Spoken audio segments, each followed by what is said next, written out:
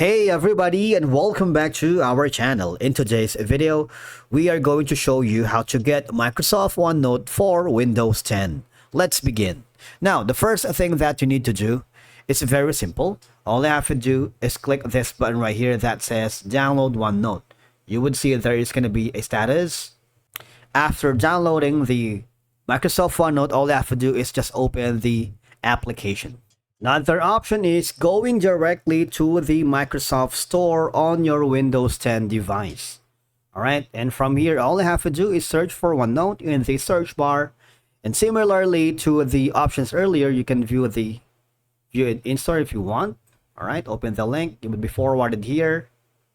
As you can see, my Microsoft OneNote is already installed. But if you haven't, you would see an option that says download, and all I have to do is very easy. Click the download button. Same thing here, you can also click the download button here and just follow the on-screen instructions. Now, another option is you can, or if you have the Microsoft 365 or an Office suite, check the installed apps. Normally, Microsoft OneNote is often pre-installed as part of the Microsoft Office. If not installed, you might want to go and download it in the office.com, which is part of the Microsoft 365. And from here, you can simply click the sign in button, which is, I assume right now you have an account here. Just sign in and click the get the Microsoft 365. All right. Now, the last option is going to be using the web version, which is optional for you. If you do not prefer to download the app, just visit again the Microsoft OneNote online. And from here, all you have to do, if you don't have the account yet, click the sign up button. You would be forwarded here, and all you have to do is click the create button.